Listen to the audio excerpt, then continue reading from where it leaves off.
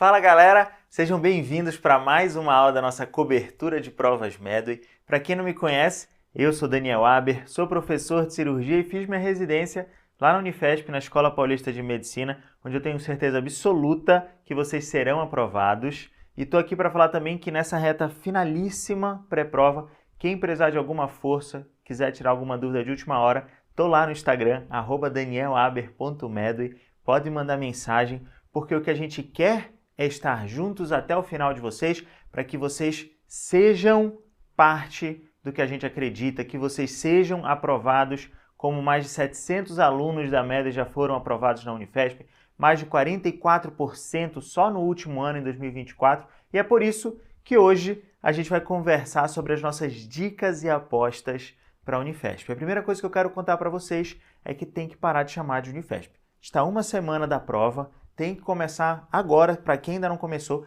a chamar de Escola Paulista de Medicina. Para quê? Para atrair boas vibrações. Eu sei, muita gente conhece como Unifesp, mas quem vive a escola sabe que a Escola Paulista de Medicina é maior do que a própria Unifesp. Beleza, galera? Então mentalizem essa energia da EPM e vamos entrar a fundo para as nossas dicas e apostas da cirurgia. O que eu quero que vocês entendam é que a Unifesp ela é uma instituição que tem um pronto-socorro forte. Por muito tempo, o pronto-socorro era a porta aberta, que recebia muitos casos de cirurgia geral e também muitos casos de especialidades, que são fortes dentro do Hospital São Paulo, como cirurgia vascular, cirurgia torácica, cirurgia urológica, cirurgia plástica. Não é à toa que a gente vê a presença dessas subespecialidades dentro da prova de residência, seja no acesso direto, seja na prova de R+, porque essas especialidades estão ali dentro, os professores fazem parte da Coreme. Mas nos últimos anos a gente tem visto uma mudança do padrão, a gente tem visto uma prova que derivou de especialidades em que caíam muitos detalhes das subespecialidades para uma prova com uma pegada mais de cirurgia geral, cirurgia do aparelho digestivo, mas dentro do que é pertinente a gente conhecer como médicos generalistas para estar prestando uma prova de residência, sem deixar de cobrar detalhes, pertinentes às condutas que deverão ser tomadas. Vamos ver uma questão de cirurgia cardíaca? Eventualmente vamos ver sim uma questão de cirurgia cardíaca. É uma especialidade do Hospital São Paulo. Antigamente tinham várias questões de cirurgia cardíaca na mesma prova, uma mais louca que a outra. Agora a gente tem visto uma maior pertinência no que tem sido cobrado de cirurgia cardíaca. Podemos ver questões de cirurgia torácica? Claro que podemos. Já vimos algumas questões bem difíceis. Inclusive vou apostar aqui uma coisa com vocês que pode voltar a aparecer, que já apareceu antes, mas a gente tem que estar atento a todas essas especialidades. A gente sabe o que vai ter ali. A gente sabe que vai ser uma prova com questões bem variadas entre as especialidades nos últimos anos, graças a Deus, seguindo um padrão de ter uma tendência maior para cirurgia geral e cirurgia do aparelho digestivo. Acredito que a gente vai seguir vendo pelo menos uma questãozinha de vascular, uma questãozinha de cardíaca, uma questãozinha de torácica, eventualmente, uro vai estar na jogada, plástica está sempre também, são variadas. A gente tem que estar preparado. Por que a gente espera isso? Justamente porque o padrão segue ano após ano. Eu gosto de falar isso e eu gosto de repetir que estudar para a Escola Paulista de Medicina, para a residência, não tem outra forma senão fazer e refazer as provas antigas. Quando eu prestava a prova de residência, eu tinha certeza que uma das faculdades que eu mais queria passar era na Unifesp. Eu queria muito entrar no Hospital São Paulo, graças a Deus deu certo. E o que eu fazia naquela época, há muitos anos atrás, né? Não vou me entregar aqui quanto à idade, o que eu fazia era olhar as provas antigas e anotar cada uma das especialidades que estava caindo. E a gente viu muita bizarrice.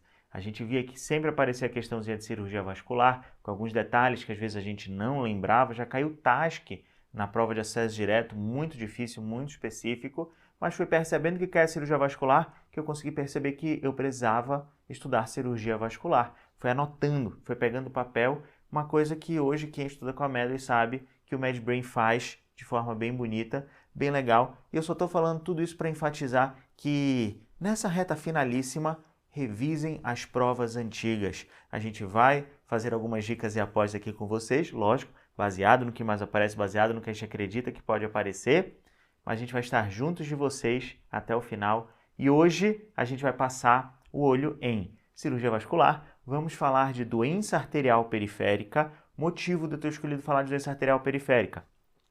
A gente viu há alguns anos cair cirurgia vascular numa pegada mais venosa.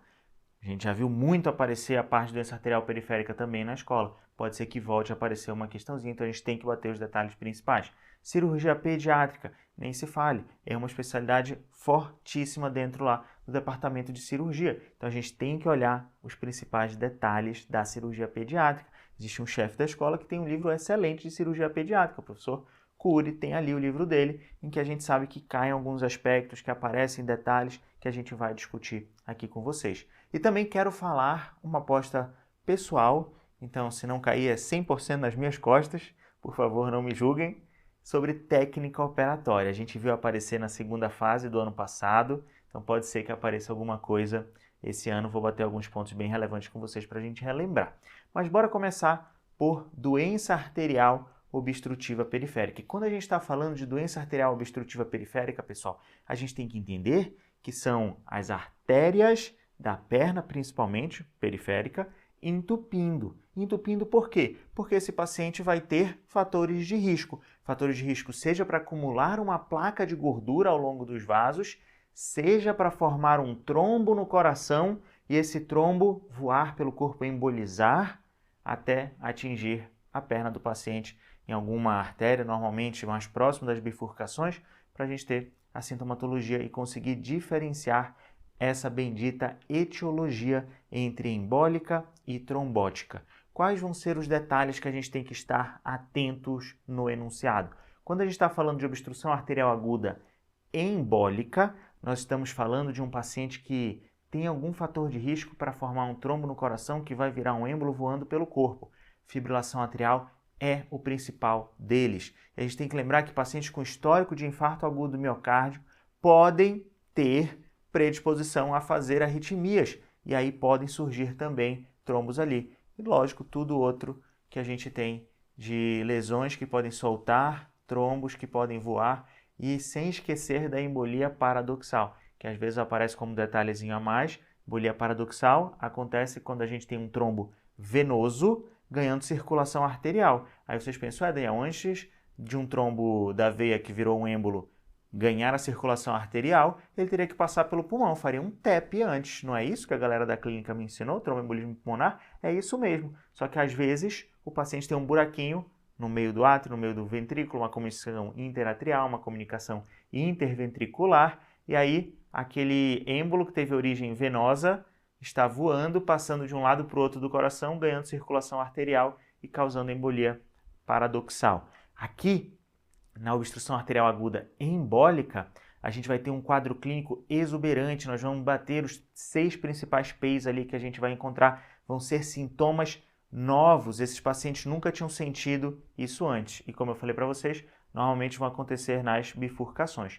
Já na trombótica, é o paciente cheio de fatores de risco que, se ainda não infartou, vai infartar em breve. Ele tem doença aterosclerótica, ele já tem uma perna doente, ele já conta pra gente que há alguns meses, quando saía para caminhar com o cachorro para passear numa praça ou em qualquer lugar, tanto faz onde ele fosse caminhar, ele sentia claudicação, que é caminhar um pouquinho e parar. Caminhava um pouquinho e parava porque a panturrilha doía. Doía porque a circulação arterial estava comprometida ali. A perna só não estava mais agredida do ponto de vista vascular. Por quê? Porque esses pacientes formam vasos colaterais. Então, os pulsos principais estão diminuídos, mas normalmente o membro segue viável e a queixa clínica não é tão exuberante quanto na embólica, porque esses pacientes têm vasos colaterais. Normalmente acontece ali no canal dos adutores, o canal de Hunter. É bem comum a gente ver essa descrição nos ultrassons quando estão sendo feitos, então não estranhe se vocês verem alguma coisa do tipo. E também no trajeto femoropoplíteo. Beleza? Obstrução arterial aguda embólica trombótica. O enunciado vai ajudar a gente nesse sentido. E qual que é essa queixa clínica que a gente vai poder encontrar principalmente nos casos mais exuberantes, são relacionados aos 6 P's. Quais são os 6 P's? Pulso ausente em português, palidez, parestesia, poiquilotermia, paralisia e PEN. A dor, galera, cuidado, dor não é com P. Quer dizer, em inglês, dor é com P. É isso que vocês precisam lembrar. São os 6 P's clássicos que vão estar presentes no enunciado. Podem perguntar e entendam que isso aqui não é algo que precisa ter todos para a gente entender o que está acontecendo. Não, na verdade, o que vai acontecer vai ser uma progressão. O que a gente vê é que a gente vai tendo uma perda da sensibilidade, uma perda motora, enquanto a gente vai tendo acometimento vascular, acometimento venoso e arterial. Isso, inclusive, vai ajudar a gente a classificar esse paciente quanto à classificação de Rutherford para obstrução arterial aguda. Vou falar sobre ela com vocês, já já a gente volta. Entendo que isso aqui vai acontecendo paulatinamente, não tudo junto, não tudo de uma vez. E tem alguns sintomas especiais que podem estar presentes na prova. A gente pode ter pacientes com obstrução ilíaca bilateral, quadros gravíssimos. Infelizmente, eu tive um paciente na residência. Eu não, né? A cirurgia vascular do Hospital São Paulo. Eu era só o residente que estava rodando na vascular. A gente teve um paciente com um êmbolo em cela, um êmbolo bem grande que obstruiu ali, bem na região das ilíacas, obstrui bilateralmente. E o que acontece? Obstrução arterial aguda alta bilateral. O paciente começou amputando na perna, depois foi meio da coxa, infelizmente teve que desarticular e evoluiu a óbito. É um quadro gravíssimo, gravíssimo mesmo. Ao contrário do quadro gravíssimo, a gente tem quadros de pequenas embolizações que podem pegar pequenas artérias distais. É a famosa síndrome do dedo azul. Às vezes, quando o paciente tem muita doença aterosclerótica, da mesma forma, um pedacinho da gordura que está se acumulando ali na parede do vaso pode soltar, voar para a pontinha do dedão e fazer a síndrome do dedo azul. Tudo isso sempre vai estar descrito para a gente na história, no exame físico, para a gente conseguir diferenciar embolia de trombose. Então, fiquem bem atentos aos 6 P's, ao tempo de isquemia do que isso está acontecendo, e isso é tudo relevante para a gente tomar a decisão de como salvar a perna desse paciente. Lógico, esse paciente está chegando aqui no pronto-socorro, a gente está suspeitando que isso está acontecendo, a gente vai precisar anticoagular. Heparina não fracionada, normalmente em dose terapêutica, para a gente fazer um ataque. Vamos enfaixar esse membro, deixar ele aquecido, a gente enfaixa com algodão ortopédico, fica bem legal, fica bem quentinho, para tentar salvar o máximo possível até a gente conseguir entender exatamente o que está acontecendo para a gente tomar a nossa conduta. Pelo quadro clínico, a gente vai conseguir ter uma ideia se é embólica, se é trombótica, mas o exame que define isso é a arteriografia. Se a gente pede uma arteriografia e vê uma anatomia em taça invertida, a gente sabe que é um êmbolo. Se a gente vê uma anatomia em ponta de lápis, a gente sabe que é trombose. O que é isso? É isso aqui, galera. Um êmbolo é um pedacinho que está viajando, está vindo e obstruindo uma artéria. Presta atenção numa coisa, esse paciente tem sintomas novos, não tem doença nesse vaso acontecendo. Só chegou o êmbolo ali e obstruiu em taça invertida. Aquela vontade de tomar um vinho, com certeza estava na mente do cirurgião vascular ou do radiologista que estava ali fazendo o exame. Aqui a gente tem a obstrução em ponta de lápis. Por que é ponta de lápis? Porque começa a se acumular gordura de um lado e do outro do vaso até que se fecha e aí a gente tem a obstrução da obstrução arterial aguda trombótica. Lógico, a arteriografia é um dos exames complementares que a gente vai pedir, só que na entrada desse paciente no pronto-socorro tem um outro exame que é mais rápido, que a gente consegue identificar a ausência de fluxo para realmente ter uma ideia do nível da obstrução, e é a ultrassom Doppler arterial. É excelente, USGzinho DP, conhecem? É o USGzinho Doppler. É excelente para a gente ver essas lesões mais distais. Realmente, a galera que faz ultrassom consegue identificar o nível que tem. Como eu falei para vocês, é clássico a gente ler na descrição que tem uma obstrução no Hunter, alguma coisa desse tipo, para a gente ter uma ideia que a partir dali não está tendo fluxo, o fluxo está ficando monofásico, não está adequado, por isso que esse paciente está tendo essa sintomatologia. E o ultrassom Doppler não usa contraste, né? Nós temos métodos contrastados também. Por exemplo, a angiotomografia. A angiotomografia a gente vai preferir para lesões mais proximais. Por exemplo, naquela história daquele paciente com êmbolo em cela, que eu estava comentando com vocês, qual exame a gente preferiu? A gente preferiu uma angio-TC, porque era mais alto, a gente consegue ver com mais nitidez ali na tomografia do que um ultrassom de ilíacas, que às vezes tem muita interposição gasosa, fica difícil da gente identificar. Dá? Lógico que dá, né? Ultrassom é sempre examinador dependente, só que é mais difícil. TCzinha vai bem. E o outro exame que eu já comentei com vocês é a própria arteriografia. Ela vai ser o padrão ouro, vai ajudar a gente a diferenciar uma embolia arterial aguda trombótica de uma embólica, além dos dados do exame clínico. Só que tudo isso que eu falei para vocês, a gente já está suspeitando por aquela clínica que o paciente está acontecendo. E por essa clínica, pelos sinais que a gente identifica, a gente consegue colocar ele em alguma categoria de Rutherford para obstrução arterial aguda, porque tem Rutherford para obstrução arterial crônica também. A gente consegue colocar ele em uma dessas categorias para entender se o membro está viável, se está em risco potencial, se está em risco iminente ou se está irreversível. 1, 2A, 2B e 3 significam isso, galera. E quando eu comentei que não é algo que acontece do dia para a noite, tudo de uma vez, é justamente sobre isso que eu estou comentando. Percebam que a gente vai tendo uma evolução de cada um dos aspectos que a gente está avaliando, até que a gente pode, infelizmente, chegar no nível de irreversibilidade, que seria um Rutherford 3, onde tudo está presente. Esse membro já ficou rígido, já está cadavérico, às vezes até mumificado. E aí a gente se preocupa, já sabe que vai estar inviável, vai precisar amputar. E aí a gente pode precisar lançar-mão de uma forma de revascularizar antes. E as bancas adoram que a gente saiba esses detalhezinhos, por isso eu quero discutir uma questãozinha com vocês. Questão número 1. Um homem de 59 anos de idade apresenta dor súbita em membro inferior direito há 2 horas, refere infarto agudo do miocárdio há 2 anos. Opa! Dor súbita há 2 horas. E o ser humano já infartou? Não está legal. Provavelmente esse coração dele está formando trombos que podem viajar como êmbolos. Nega claudicação prévia. É isso, a banca está falando para a gente que não tem sintomatologia. No exame físico, a ausência de todos os pulsos do membro inferior direito. Demais estão presentes sem alterações. Então, esse detalhe de identificar no exame físico que uma perna está muito afetada e a outra está zerada, está 100% boa, a gente também pensa em ser alguma coisa nova, ser uma coisa embólica. Porque se esse paciente tivesse fator de risco para formar placa de gordura nos vasos, formaria nos 2 vasos. Qual o diagnóstico mais provável e a conduta adequada? A gente já veio na nossa mente com o que está acontecendo, vamos ver as alternativas. A letra A fala de uma trombose arterial aguda. É trombótica? Não, galera, não estamos pensando em obstrução arterial aguda trombótica. É uma trombectomia catéter de Fogarty que a gente vai fazer? Daniel, não falamos disso, é justamente por isso que essa questão está aqui.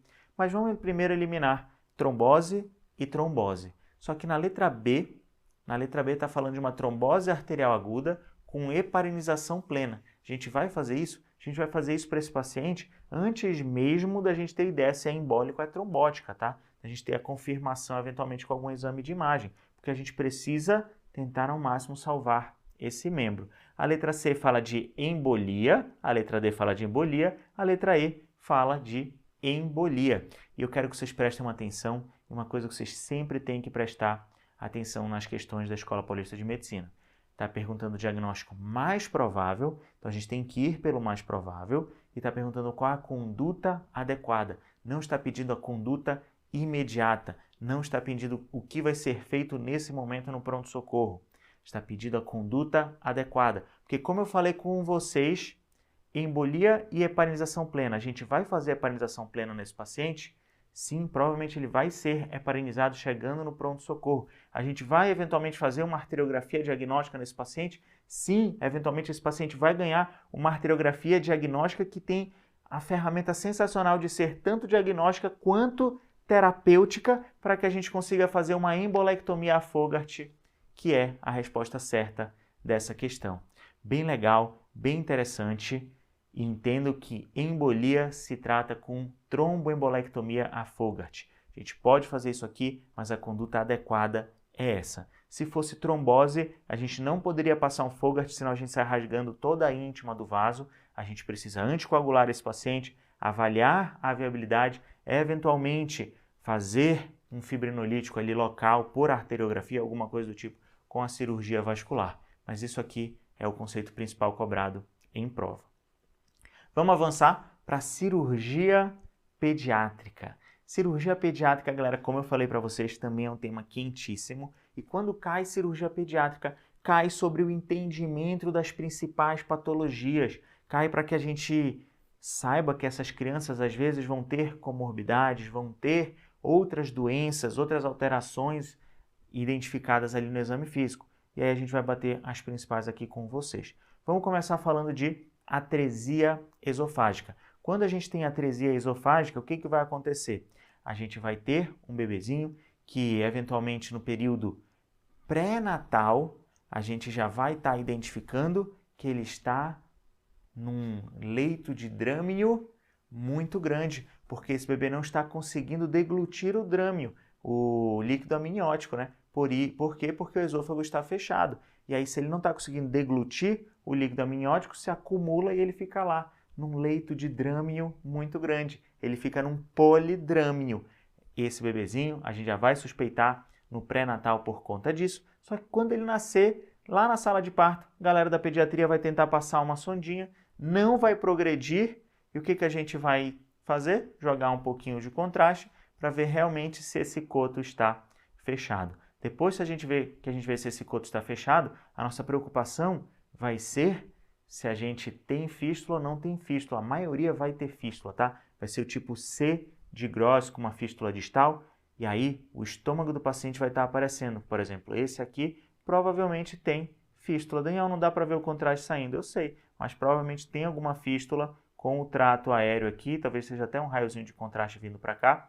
E por que eu tenho certeza que tem fístula? Porque tem ar no estômago. Se a gente vê ar no estômago, a gente tem que saber que tem fístula. A prova de primeira fase da Escola Paulista de Medicina não costuma ter imagens, mas podem descrever que esse bebezinho estava com o abdômen escavado. Se está com o abdômen escavado, quando nasceu e tem uma atresia esofágica, opa, não tem fístula. Se tivesse fístula, o abdômen ia estar normalzinho, ia estar com ar no estômago normal. Beleza?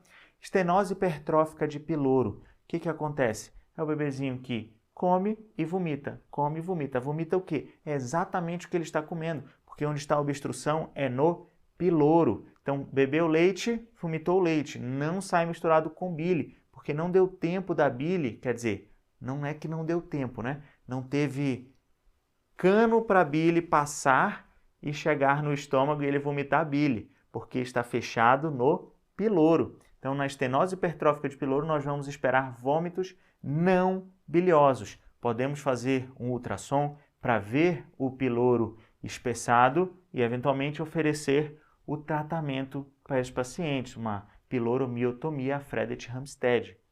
Quando a gente está falando de atresias, a gente tem que lembrar também da atresia duodenal, com o clássico sinal da dupla bolha. Qual que vai ser a diferença para a estenose hipertrófica de piloro? Que aqui os vômitos vão ser biliosos, porque a atresia está no duodeno, depois da papila duodenal. E aí, quando o bebezinho vomita, vomita vômitos biliosos. Duas agora que a Escola Paulista de Medicina gosta demais. Intussuscepção intestinal e divertículo de Meckel. Intussuscepção intestinal, a gente precisa entender todo o quadro clínico do paciente evacuando fezes em geleia de framboesa, um sangramento do trato gastrointestinal. Pode estar presente o sinal de Dance, que é justamente decorrente da telescopagem ali das alças na fossa ilíaca direita, uma entrando dentro da outra, fazendo a intussuscepção que aparece no ultrassom com um sinal do alvo ou um sinal do pseudorrim. Qual que é a grande questão sobre intussuscepção intestinal? A gente pode tentar resolver esse quadro de forma não invasiva, fazendo um enema nesse paciente, acompanhando com ultrassom essa intussuscepção se detelescopar, se existe essa passagem, se existe essa palavra, né? Acontecer a detelescopagem da intussuscepção, ela se reduzir, melhor dizendo, fica mais bonito, né? A gente tem a redução dessa intussuscepção para o intestino voltar à conformação normal e garantir que está tudo bem. Só que às vezes esse paciente com intuscepção vai estar muito grave e a Escola Paulista de Medicina gosta de pintar esses quadros eventualmente. Pinta um quadro de um pacientezinho muito grave, com peritonite, septe, que a gente, quando olha na questão, fala, opa, vou precisar operar, porque está muito grave. E o divertículo de Meckel? O divertículo de Meckel, ele aparece normalmente aí após, na cerca ali, nos 2 anos de idade, né? A gente tem a famosa regra dos 2 para o divertículo de Meckel. A gente tem que ele vai aparecer normalmente com 2 tipos de mucosas principais, gástrica ou pancreática, mais gástrica do que pancreática, por isso que às vezes faz uma ulceração que pode sangrar e ser a clínica que o paciente vai estar apresentando com o divertículo de Meckel. Ele aparece a 2 pés da válvula ileocecal em 2% da população, normalmente por volta dos 2 anos ali, como eu falei, para vocês, mas pode aparecer inclusive como diagnóstico diferencial mais na frente, de uma apendicite, alguma coisa assim, e às vezes o que a gente vai identificar vai ser na tomografia. É difícil identificar o divertículo de Meckel com outro exame que não a tomografia. A gente suspeita muito em criancinhas, pode tentar identificar com ultrassom, mas se a gente tiver que escolher um exame, e já caiu esse conceito na Escola Paulista de Medicina, para dar o diagnóstico de certeza de um divertículo de Meckel, é a cintilografia com tecnésio 99. Bizarro, mas a gente comenta sobre isso porque pode aparecer de novo. Falando agora de doença de Hirschsprung. Na doença de Hirschsprung, o que a gente tem, galera, é uma aganglionose. Um segmento do intestino está sem os plexos nervosos. Por ele estar sem o plexo nervoso, não funciona. A comida, na verdade aqui já é fezes, né? Que está tentando passar pela região final do cólon, normalmente. Nessa região, por não ter plexo nervoso, não vai conseguir ter peristalse. E aí tudo vai se acumular, vai fazer uma dilatação a montante, a famosa imagem cone de transição. E aí o paciente vai ficar com distensão colônica e quando a gente jogar contrário, a gente vai ver uma alça distal mais afilada. Como que a gente trata isso aqui? Cirurgia de Duhamel ou Duhamel, que é um abaixamento. A gente tira aquele segmento que está ali, sem nervos, faz a identificação do segmento que está bom, a gente vai tirando até ver, opa, aqui tem plexo nervoso, então está tudo certo. No intraoperatório a gente vai fazendo isso, biópsia por congelação, né? E aí abaixa o cólon na sequência para fazer uma cirurgia de Duhamel. E o ânus imperfurado? Menos comum na prova da Escola Paulista de Medicina, mas a gente tem que falar. Ânus imperfurado tem diagnóstico clínico, lógico. O galera da pediatria que estiver lá na sala vai olhar, opa, era para ter alguma coisa aqui, não tem, vamos ver onde está. Como que a gente identifica onde está? Procurando primeiro, se não acharmos, a gente pode fazer um invertograma para ver até onde está chegando a coluna de ar no reto desse paciente. A gente avalia essa distância do coto retal para a borda anal para tomar a decisão terapêutica. Se tiver bem próximo, pode até tentar corrigir, só que às vezes vai estar muito distante ou pode estar complexo, com fístulas colovaginais, fístulas colovesicais para a bexiga. Então, se tiver fístulas complexas, a gente tem que cuidar desse paciente em algumas etapas a mais, operando devagarzinho. Não dá para falar de cirurgia pediátrica para a Escola Paulista de Medicina sem lembrar de algumas principais doenças da cirurgia torácica infantil. Primeira delas é o enfisema lobar congênito. E por que essas doenças são importantes? Porque esse bebezinho se apresenta com insuficiência respiratória ao nascer. E vocês sabem mais do que eu sobre síndrome de insuficiência respiratória do bebezinho ao nascer. Vocês sabem sobre a síndrome da membrana hialina, vocês sabem sobre taque transitória do recém-nascido, tudo que assusta a gente ali no começo. E um desses diagnósticos diferenciais, na verdade alguns deles, podem ser patologias da cirurgia torácica. O enfisema lobar congênito vai ter um aprisionamento aéreo com efeito de massa intratorácico. A apresentação clínica vai ser variável, mas pode dar uma síndrome respiratória ali no comecinho, uma dispneia, uma taquipneia nessa criancinha logo depois de nascer. E qual vai ser o tratamento? Tirar aquele lobo que está afetado, uma lobectomia pulmonar. A gente tem também a hérnia diafragmática congênita, que pode dar sintomas respiratórios no paciente, e a gente vai diferenciar a hérnia diafragmática congênita de uma outra patologia que é a malformação adenomatoide cística. Por quê? Porque o que acontece aqui na hérnia diafragmática congênita são que as alças intestinais estão todas aqui no tórax do paciente, por um defeito do diafragma. A maior parte delas vai ser de Bostalec, 90%, que é no segmento posterolateral esquerdo. Algumas podem ser de Morgani, que vai ser à direita. O problema do Morgani é que do lado direito tem o fígado. Então, às vezes, ele até serve como um tampão, não deixando nada herniar, mas se ele herniar junto, normalmente o caos é maior. Então, pode ter dificuldade respiratória no bebezinho ao nascer, com cianose grave. No raio-x, a gente vai confirmar o diagnóstico. As alças intestinais que eram para estar aqui na barrigota vão ter subido para o tórax, não vamos ter o que fazer. Na verdade, vamos sim ter o que fazer, né? Vamos ter que intubar, estabilizar e corrigir essa hérnia diafragmática para restabelecer a fisiologia respiratória do bebezinho. Essa imagem pode confundir com a imagem de malformação adenomatoide cística, porque aqui a gente tem várias bolinhas, que são as alças do intestino. Podem parecer vários cistos. Cuidado, a diferença é que nessa imagem aqui, a gente vai ter alças intestinais na barriga. E esses bebezinhos, quando aparecem na prova, aparecem com uma sintomatologia muito mais exuberante. É uma massa pulmonar multicística, com proliferação de estruturas brônquicas. 30% vão ter insuficiência respiratória ao nascer. Na prova, normalmente, eles vão ter insuficiência respiratória ao nascer. E o que está acontecendo é que esses cistos podem produzir efeito de massa intratorácica, com toda a sintomatologia decorrente disso. Desvio mediastinal, hipoplasia do pulmão contralateral, compressão da própria veia cava, compressão cardíaca, e o tratamento vai ser a lobectomia.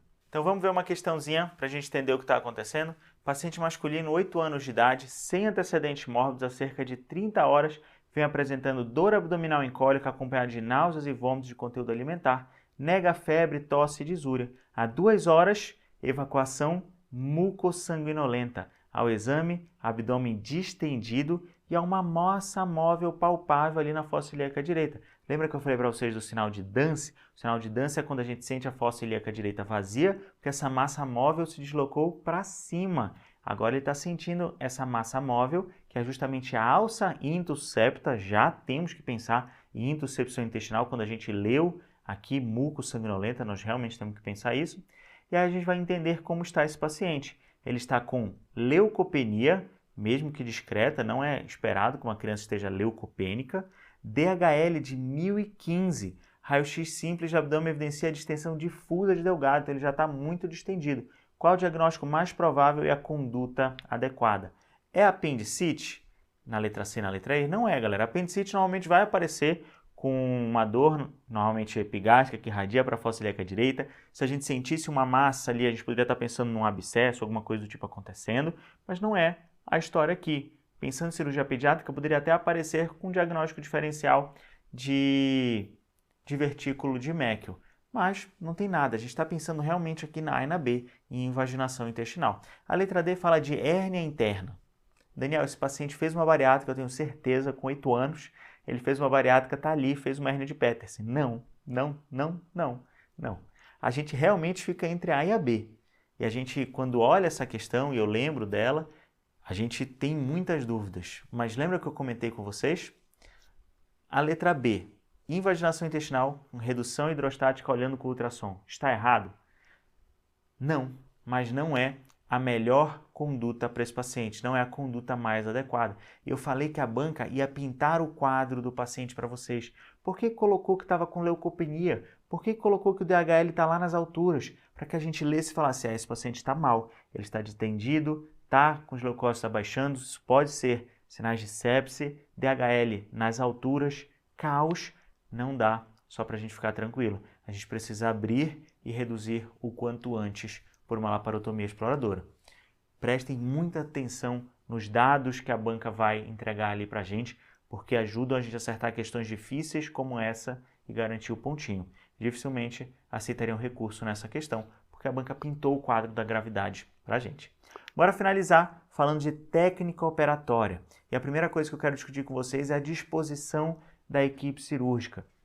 Pode cair uma questão teórica sobre isso? Claro que pode. A gente saber que normalmente quem estiver de cirurgião principal vai ficar à direita do paciente, que o instrumentador e o primeiro auxiliar vão estar à frente desse e que a mesa dos instrumentais vai ter a sua organização baseada no tipo de cirurgia e no posicionamento que quem estiver instrumentando ali assumir. Qual que é a dica dica de última hora, né? Porque a gente está falando de dicas e apostas que eu posso dar para vocês.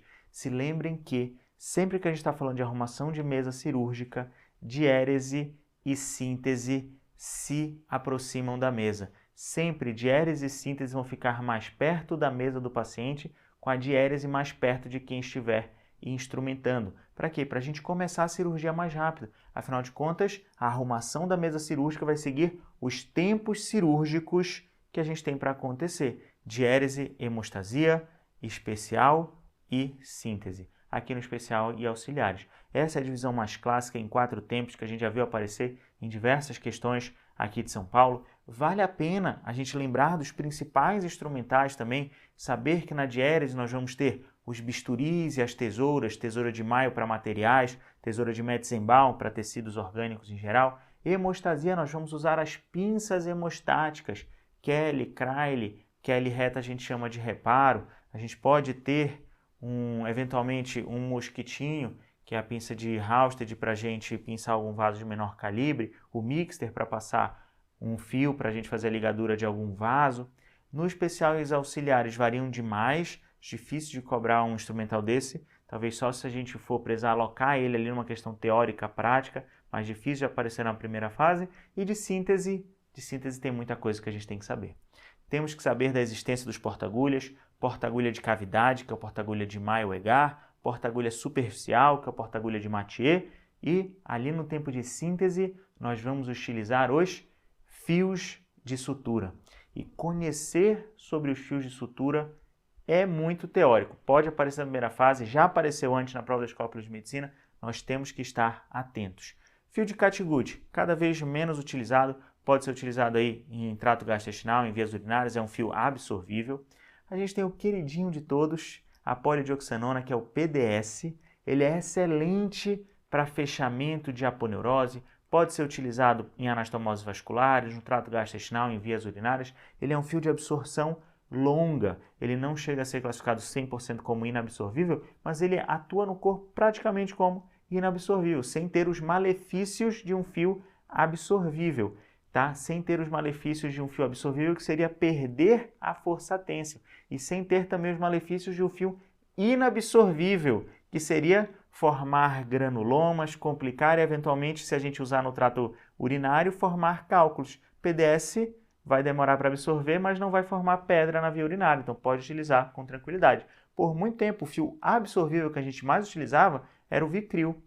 Ele tem um uso excelente, ainda para cirurgias ginecológicas, urológicas, a gente pode fechar a bexiga com o Vicryl, pode usar no trato gastrointestinal, mas confesso que ele tem perdido cada vez mais força aí para o PDS. O nylon, a poliamida, como já foi chamado pela prova da escola, a gente tem que conhecer, é o fio mais utilizado para a pele. A gente tem o monocryl, que é muito utilizado pela galera da plástica, em tecido celular subcutâneo, é um fio absorvível. A gente tem o prolene, que é inabsorvível. Então, se a gente não tem PDS para fechar uma aponeurose, muita gente acaba fechando com Vicryl, mas o ideal seria fechar com prolene, um prolene 2.0, sem fazer um monte de nó, para não complicar fazendo granuloma de corpo estranho ali embaixo da pele do paciente. E aí, o prolene ainda é muito utilizado para suturas vasculares, para o trato gastrointestinal e até mesmo para fixação de dreno de tórax, enquanto o algodão tem sua força para ligaduras vasculares. Podem questionar para a gente também sobre uma característica específica desses fios, que é sobre serem monoflamentares ou multifilamentares. Quais são os monoflamentares principais? O prolene, que é de polipropileno, o PDS, que é a polidioxanona, o nylon e o monocryl. Os multifilamentares, algodão, poliéster e Vicryl. Daniel, você falou que o nylon é chamado de outro nome? Sim, só para a gente amarrar. Nylon já foi chamado em questão de poliamida, lógico, ele foi chamado porque ele é a poliamida. Existe a poliamida multifilamentar, Norolon, mas não se preocupem com ela. A poliamida mais conhecida é o mononylon preto, monofilamentar ali, é o que a gente mais usa. E tem dois outros que podem aparecer com o nome da substância e não o nome comercial, que eu quero que vocês conheçam. O Vicryl, que é a poliglactina, e o monocryl, que é o poliglecaprone. Daniel, poli, eu vou me confundir que é multifilamentar. Você pode até começar pensando isso, para lembrar que a poliglactina é multifilamentar, mas quando chegar no final do nome, você vai lembrar que é monofilamentar, porque é o poliglecaprone. um só filamento. Com certeza não é por isso que tem o ono aí, né? Caprone deve ser alguma outra substância aleatória, mas ajuda a gente a decorar. E qual que é a diferença entre esses fios mono e multifilamentares? Monofilamentar, galera, causa menos reação tecidual. Por isso que a galera da plástica usa monocril. O multifilamentar, o vicryl, acaba causando uma reação cicatricial um pouquinho mais intensa. Então, quando a gente quer ter uma região que a gente tenha certeza que vai cicatrizar bem cicatrizado, como por exemplo a bexiga, ele cai bem. Ele cai bem. Não que a gente não possa usar PDS, como eu falei para vocês, na bexiga. Pode também, mas é só uma característica. Infelizmente, o multifilamentar tem mais chances de infectar por conta dos múltiplos sulcos que tem aqui entre os filamentos que podem ser torcidos ou trançados. Aqui está torcido, né? Só para vocês terem uma ideia. Vamos ver uma questãozinha sobre técnica operatória. Discuti bastante coisa de fios também, mas eu não ia conseguir dormir à noite se eu não discutisse o assunto dessa questão. Uma mulher de 50 anos de idade, obesa e hipertensa, é submetida a colecistectomia laparoscópica durante a insuflação da cavidade com CO2. Vamos retirar conhecimento da questão, beleza? Colecistectomia laparoscópica vai ser a nossa principal alternativa para operar uma paciente de meia idade, mulher, já é fator de risco para ter pedra na vesícula, como a gente está falando, vamos optar pela via laparoscópica. Para fazer isso, anestesia geral, vamos insuflar o pneu peritônio com gás carbônico, com um fluxo de 20 litros por minuto, a pressão de 15 milímetros de mercúrio.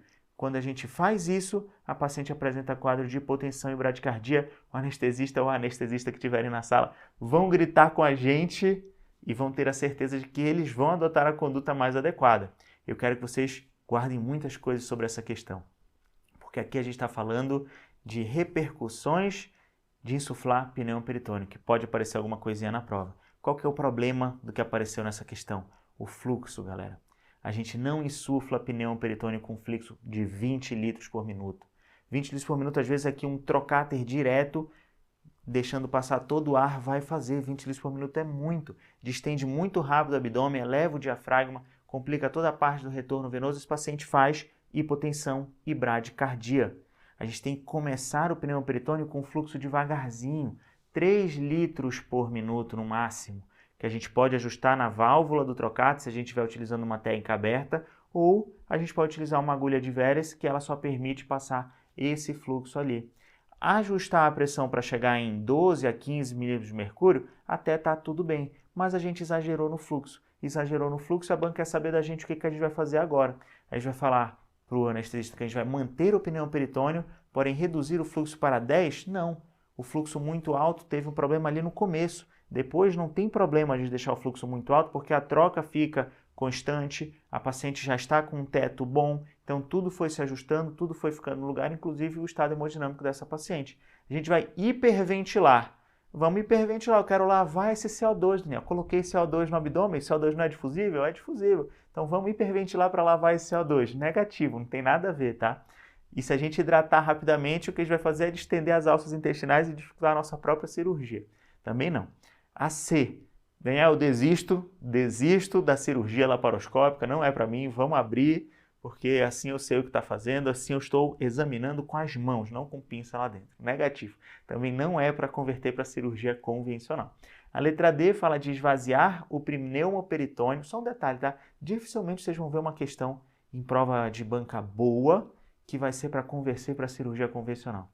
Normalmente vai ter que ter alguma alternativa, alguma forma de resolver pela laparoscopia, reverter o quadro para oferecer o melhor ao paciente. Converter para a cirurgia convencional é o último caso, realmente conduta de exceção atualmente. A letra D está falando de esvaziar o pneu peritônio e observar a resposta clínica do paciente.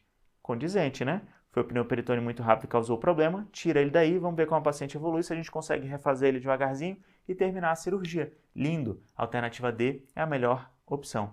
A letra E fala de manter o pneu peritônio, porém aumentar o fluxo.